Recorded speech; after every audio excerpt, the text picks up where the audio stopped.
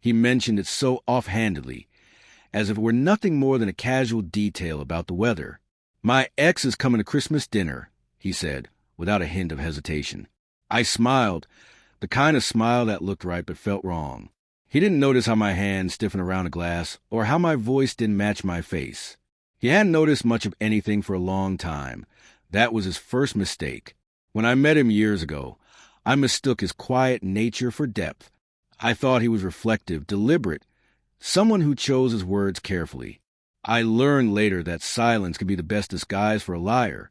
Together, we built a life that I thought was real, a home, memories, a love story worth protecting. He used to say I was the calm to his chaos. I believed him. I didn't realize I was just another piece of the performance he'd been directing behind my back. The first crack appeared one chilly November evening. His scarf carried a faint scent, not mine, something floral and youthful.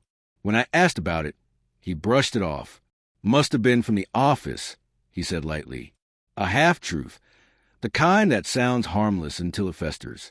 Soon came the late nights, the secretive texts. The phone always turned face down. I convinced myself to trust him. Trust, after all, was the last thing holding us together. Until I saw her name, Anna, flash across the screen. "Can't wait to see you again. Feels just like old times." I didn't cry. I didn't even flinch.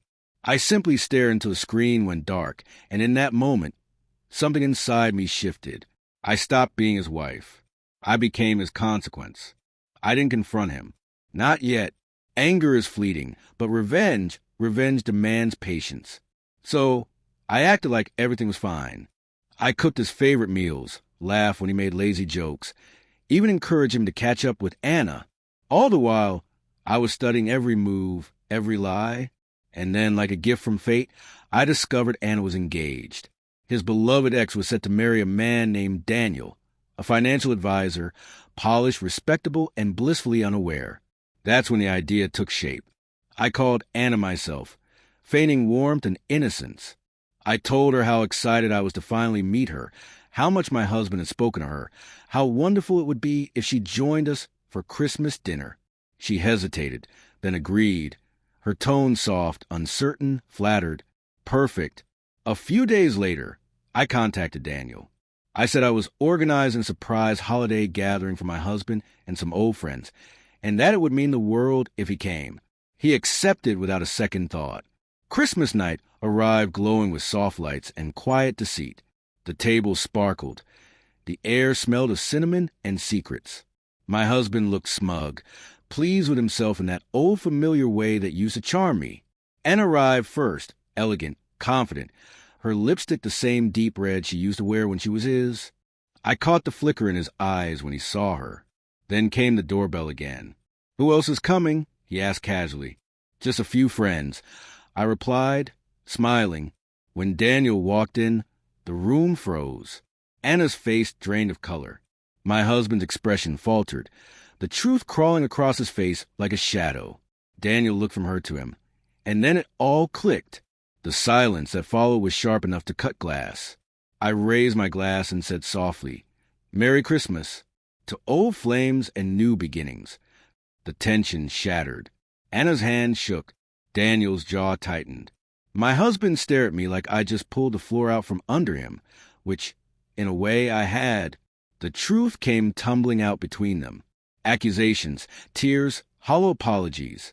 Daniel left first, his engagement ring glinting on the table before he walked away. Anna followed, her makeup streaked and her dignity trailing behind her. My husband sat there, staring at the mess he'd created. His voice was barely a whisper.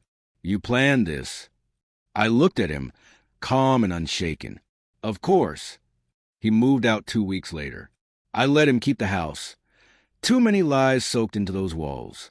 I took only what mattered, my peace, my pride, and the quiet satisfaction that comes with balance restored. People later called it tragedy. I called it justice. Some truths don't need to be shouted.